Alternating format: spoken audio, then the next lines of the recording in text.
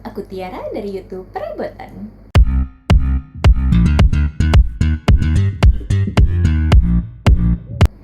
Hari ini aku mau ajak teman-teman review sebuah lampu yang cantik, estetik, yang biasanya digunakan saat tidur. Apalagi kalau bukan lampu dari IKEA. Jadi gak usah berlama-lama, let's get started!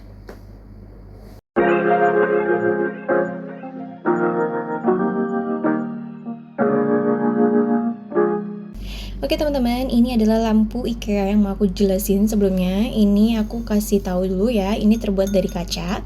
Kemudian bagian dalamnya itu dari plastik ya pastinya. Kabel, kemudian di sini dia mampu menahan maksimum 8 sampai 6 watt. Kalau teman-teman lihat di bagian sebelah situ itu kan ada gompel. Itu bukan gompel ya teman-teman, itu memang sengaja dari tim IKEA-nya. Itu fungsinya adalah untuk meletakkan kabel itu di bagian sebelah sini untuk supaya nggak ganjel gitu kalau dibalik. Ya. Sebenarnya ini memang fungsinya dibalik ya, tapi karena terlalu terang, akhirnya aku tutup seperti ini gitu posisinya. Jadi tidak mengganggu dan ini benar-benar terang banget. Tuh.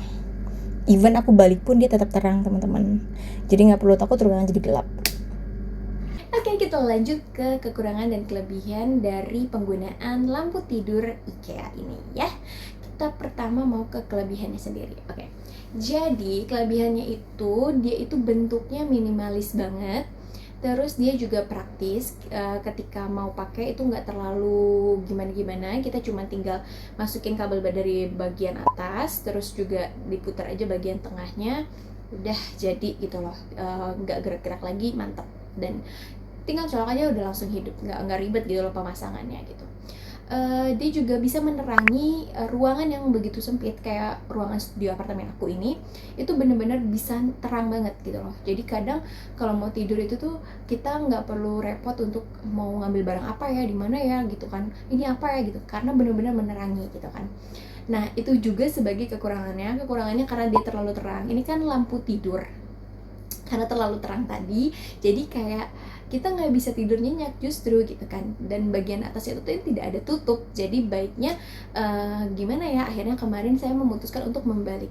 Dan kebetulan walaupun dibalik ya, dia ini kan sedikit transparan dan terbuat dari kaca, jadi pantulan cahayanya itu tetap menyinari kemana-mana. Makanya aku ngakalinnya sedikit aku tutup lagi supaya pantulan cahaya tuh nggak langsung ke bagian kamar, jadi nggak terlalu terang kamarnya gitu.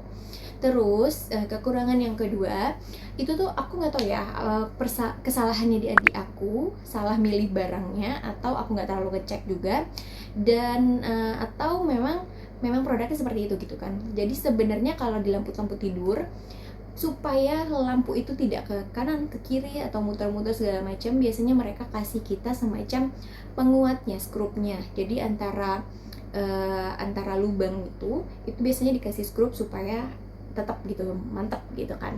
Tapi kayaknya kemarin itu aku tidak dapat skrup itu, jadi menyebabkan ya udah cuman lubang yang dimasukin sama lampu, ya udah jadi lampunya menglok sana menglok sini gitu kan, bergoyang. Itu aja sih catatan kekurangan dari aku sampai saat ini. Untuk IKEA sendiri dia awet ya.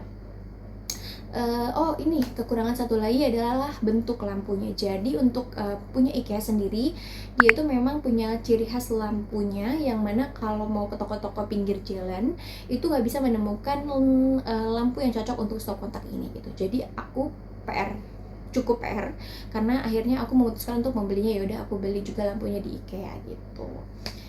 Jadi memang agak PR cari lampunya, itu kekurangannya ya.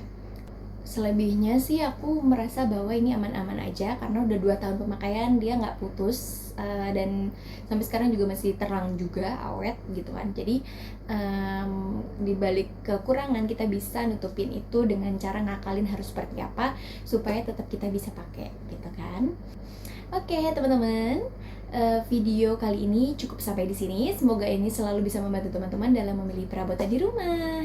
Oke, jangan lupa like, comment, dan juga subscribe. See you in the next video. Bye!